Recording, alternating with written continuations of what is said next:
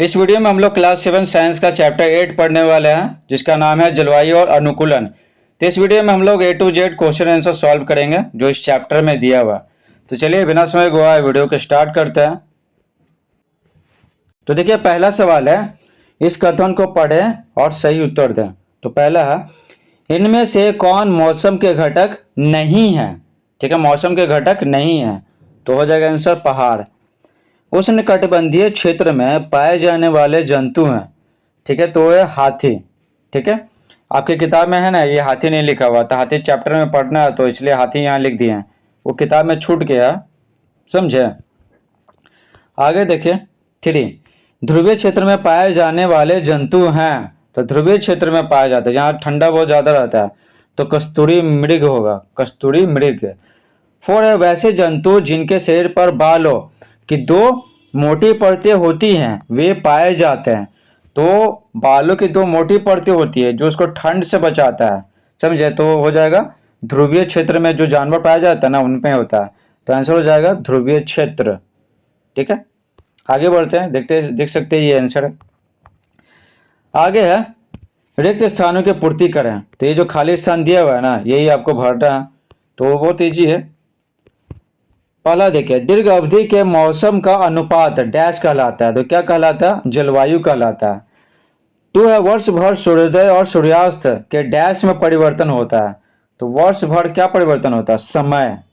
ठीक है, कभी देखते होंगे कि आप गर्मी में देखते होंगे कि जल्दी सूर्योदय हो जाता है, ठीक है, और देर से डूबता है। लेकिन ठंड में क्या होता है? सूर्योदय भी देर से होता है और फिर जल्दी डूब भी जाता है।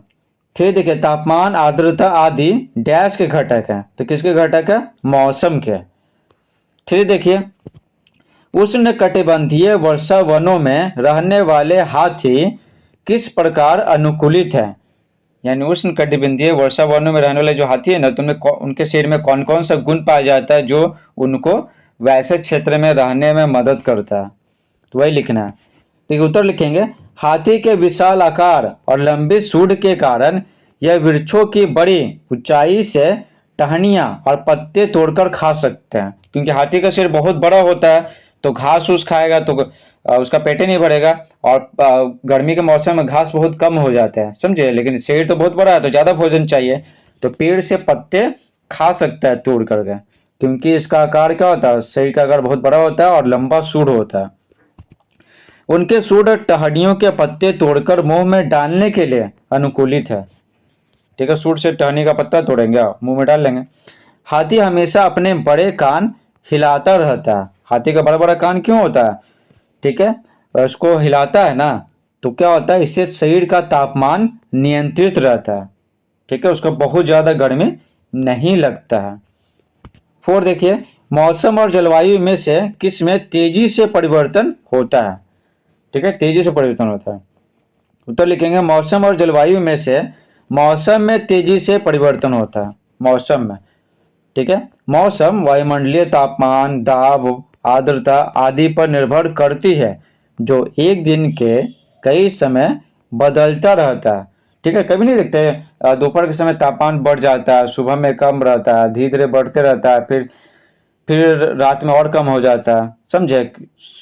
तापमान, सूरज नहीं रहता ना रात में, तो रात में सूरज का प्रकाश नहीं पड़ता है तो तापमान कम हो जाता है। तो वही बोला जा रहा है कि मौसम ये सब पे निर्भर करता है। आर्द्रता, जो हवा में जो नमी है उसी को आर्द्रता कहते हैं। तो ये सब चीज है ना, ये सब एक ही दिन में अलग अलग समय है ना बदलता रहता है, इसलिए मौसम भी बदलता रहता है। अब आगे देखें, लेकिन जलवायु में परिवर्तन अनेक वर्षों के बाद ही होता है। और जलवायु बदलना चाहे तो बहुत सालों के बाद बदलता है। लगभग 25 सालों के एवरेज निकाला जाता है मौसम का, तो उसी को जलवायु कहते हैं। तो लगभग 25 साल, समझे, बहुत ज्यादा होता है। तो इस प्रकार से पूरा चैप्टर समाप्त होता है। आई होप आपको ये वीडियो पसंद आया होगा। अगर पसंद आया तो वीडियो को लाइक कीजिए, चैनल पर नए हैं तो चैनल को सब्सक्राइब कीजिए, और भी वीडियोस देखने के लिए प्लेलिस्ट देखिए। Thanks for watching.